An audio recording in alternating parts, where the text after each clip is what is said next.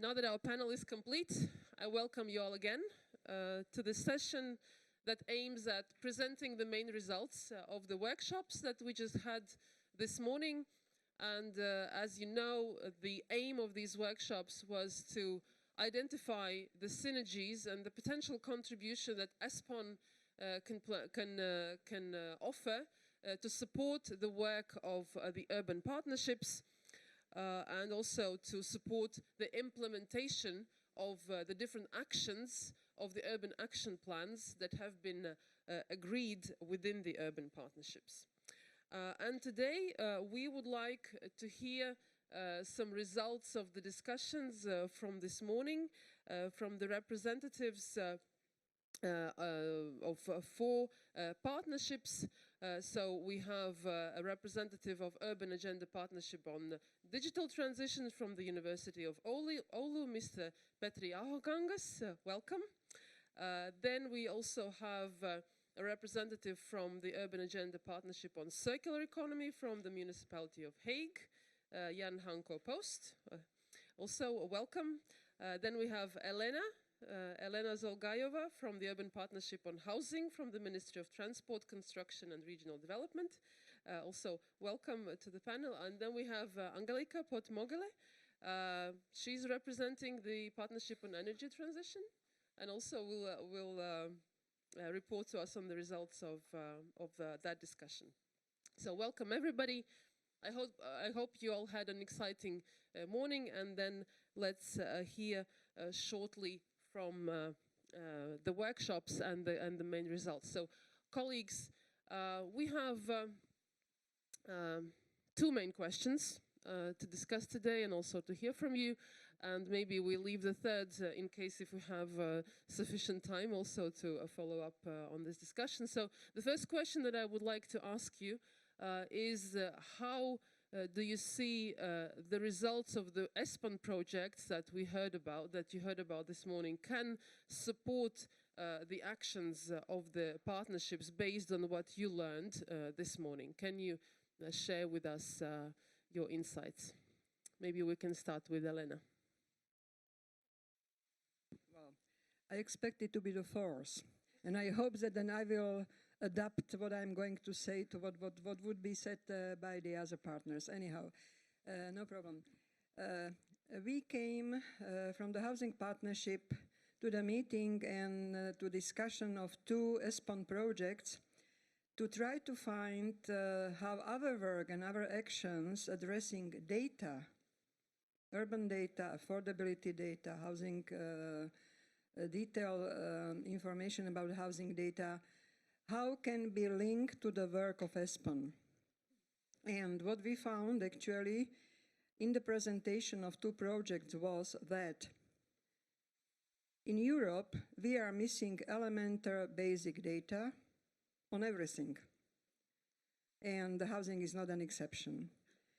What we need to harmonize, and we need to agree which kind of data we need to have on European, national, regional and local level, who is going to do that, and how we understand the terms of this data, because there is a huge misunderstanding across Europe in there. And we saw from the projects that when data are available, and very often it is a very complicated process to get these necessary data, a lot of very inspiring and smart projects can be prepared. We heard in the project of big data how combining traditional and not traditional data plus big data can give a very dynamic picture of what is happening on the city level. But again, it was only some cases, because even if the group of the researchers doing on this project were relatively big, it was not in capacity, in a human capacity, an expert capacity, to collect necessary data necessary for doing this research and coming with conclusions. And what in our partnership we say, we don't have this elemental data in Europe, we need to call for them, and we need to have the partners who are going to support the partnership actions in really getting this. It is a question of Eurostat, it is a question of different DGs in Europe, it is a question of national statistical offices, it is a question of different research units, which are GRC, ESPON, Urban Platform, to sit together to discuss, at least for 2 days, what do we have on data, in our case on housing, and related to housing, and to agree how we proceed further, that we can really have in the future comparable data which really give the technically correct picture of what is happening in this area, and where we see this possible cooperation. I think that the funny outcome of our discussion in our group, in our workshop, was that it would be useful if ESPON would take and would really do a research on 100 years of housing policy development across Europe. And this might then help to really to look also on data from totally different angle. Thank you. Thank you very much, Elena. Now let's hear from the Urban Partnership on Circular Economy. Mr. Post, can you share with us how do you see the results of the projects that you have heard about this morning support the work of the Urban Partnership, and also how you see ESPON could further contribute to the implementation of the Urban Action Plan that you have agreed upon? Well, first of all, I think that what's just being said, I couldn't agree more, and I think that was one of the findings of our workshop as well, that there are a lot of missing data, the wrong data, sometimes very difficult to combine data in the right way, to interpret them in the right way. So the point that you are making is absolutely very valid. In addition to that, for circular economy, we rely on a lot of data at the moment that are more or less originate in what we call the linear economy. We all know how to measure GDP, we all know how to measure growth, we all know how to measure jobs, etc. But what we're less used to doing is measure impact, and especially impact on local economies and impact on regional economies in terms of social inclusion, in terms of sustainability, in terms of responsibility. And I think there is an enormous array of data to be gathered there, and a lot of research and understanding to be gathered there in order to support the fundamentals of a circular economic development, which is in essence an impact economy and also a social economy. Thank you very much for your insights, and it's interesting to hear that you had quite similar conclusions also from your workshops. What can you say from the workshop on energy transition, Angelika? Do you also share the same conclusions, or maybe you have something else to add to that debate on the potential contribution of ESPON to the work of Urban Agenda Partnerships? We did not talk about data. Okay. We talked about research, about studies. In particular, it was interesting to see that studies that have been produced a couple of years ago are still relevant. But the question is, did anybody pay attention to the results? In particular, in this case, we were targeting DG Regio in the European Commission. Apparently, they even removed the report from their website because they are not so happy with the result. But that was just a side comment. So the question is, the advantage of, or our conclusion was, the advantage of the ESPON studies is that they are cross-sectoral. They cover a lot of different elements which are important for the question, and in relation to our topic, energy, looking at energy consumption in transportation, in buildings, in heating, cooling, etc. So ESPON has the advantage of going cross-sectoral, whereas we found it a bit difficult or negative even that the partnerships in the urban partnerships are very sectoral. So we understand that the partnership on energy transition was not allowed, let's put it like that, to talk about mobility. I'm not sure whether they were allowed to talk about housing, building, but that the partnerships were very sectoral and were not really allowed to think about out of the box, whereas we think the ESPON studies have the advantage of being broader, of tackling an issue from all different areas. But still, the very important issue for the urban agenda approach is this multi-level governance approach. So to say all relevant actors of the different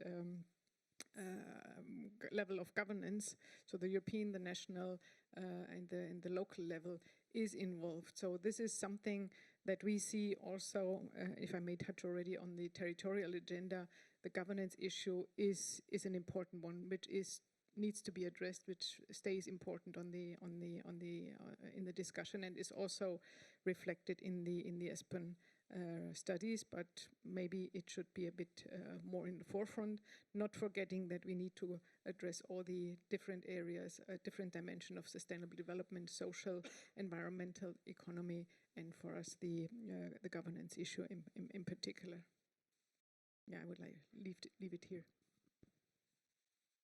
Thank you, Angelika. Indeed, one of the advantages of the ESPON program is that in our research we touch upon quite many horizontal subjects that are related to planning, to governance, to investment, and also different aspects of sustainable territorial development. And this is also how we see we can also further contribute to the work of the urban partnerships to make sure that they are not only, as you say, thematic and sectoral, but they also can relate to these cross-thematic and horizontal issues, and to see how to address the governance challenges, how to also better design some governance solutions for the different topics that are in question. Yes, so thank you very much for this observation. And then we move on to the urban partnership on digital transition.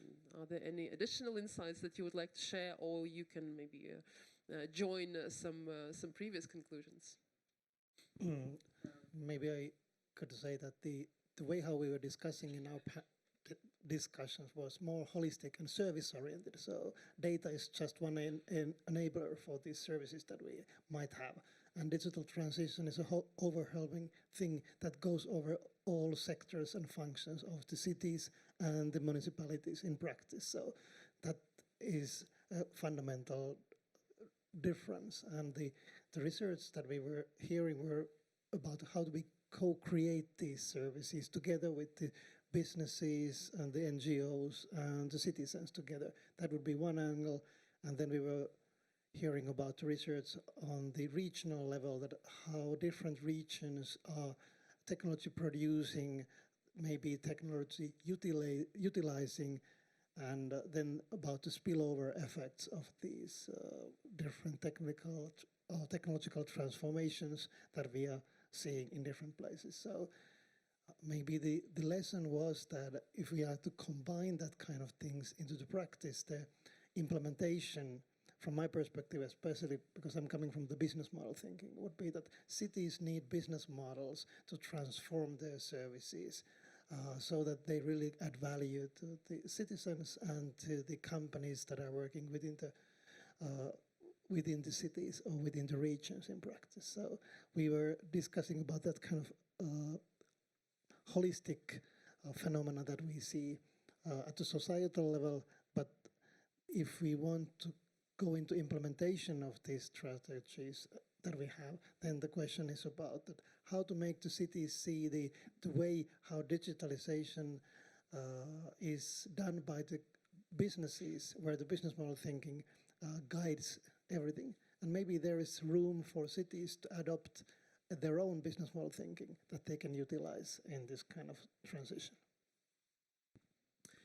Thank you very much for your insight, and we very much hope that also in the future ESPON can contribute to the work of your partnerships. We still have a bit of time, so maybe let's have a quick second round. And if there's one thing that you would like ESPON to do in the future to support better the work of your urban partnership, what this one thing would be?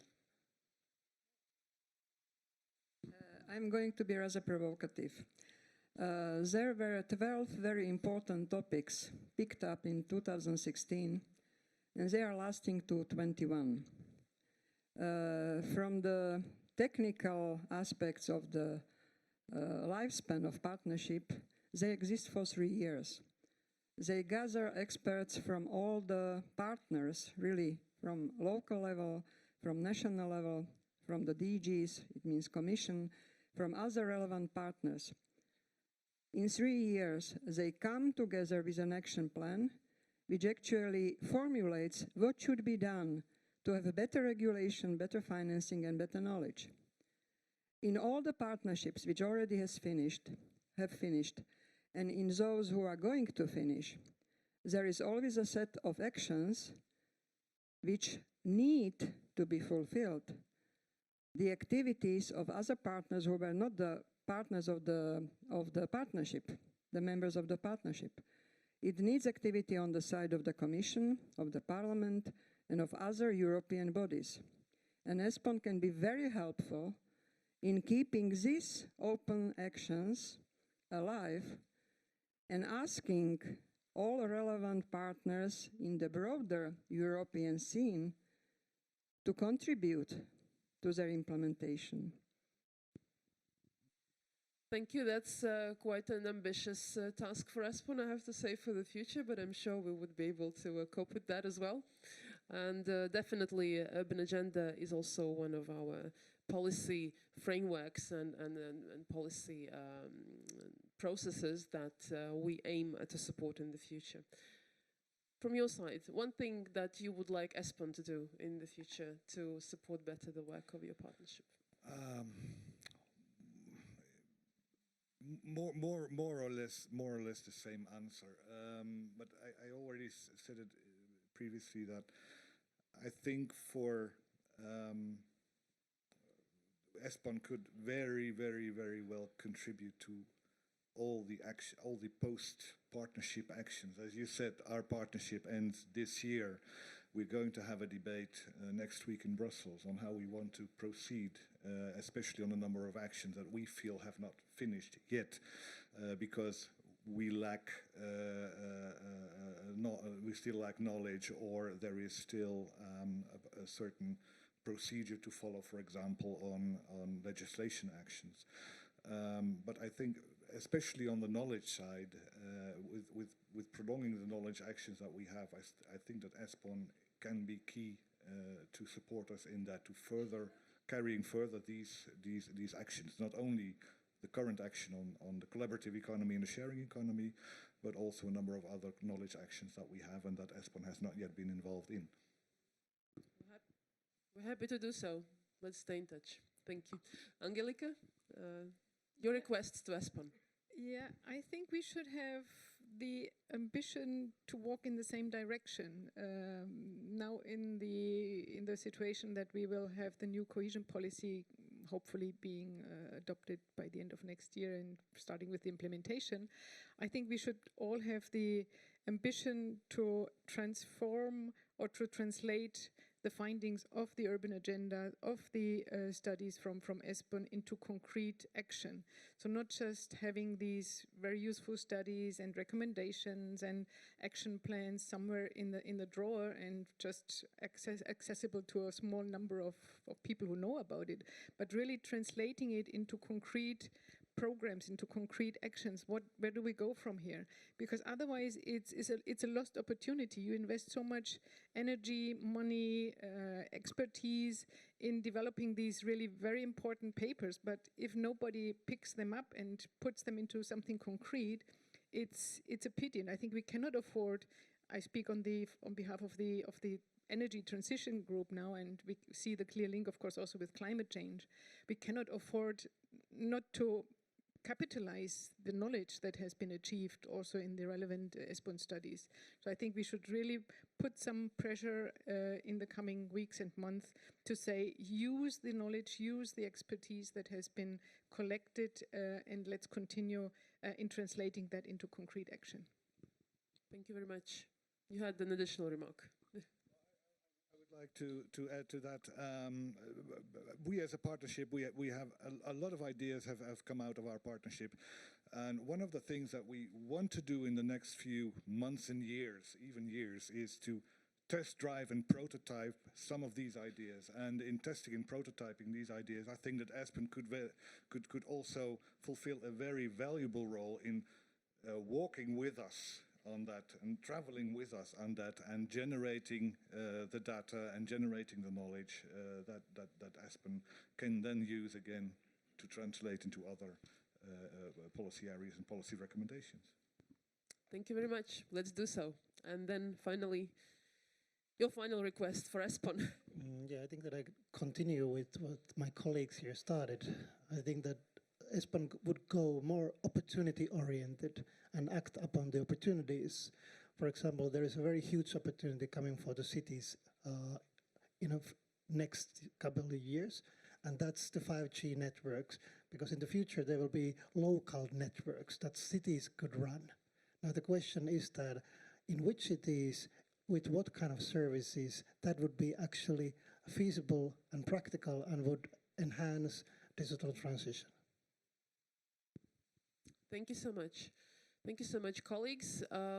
Before we move on to the next session, I can open up for 3 minutes for a question or a feedback from the audience. Is there anything that we need to hear from the audience, from the group discussions? Any additional ideas how ESPON can, should be useful to the work of the urban partnerships? 3, 2, 1, no reflection. Good. Sometimes it's good to put some pressure on people.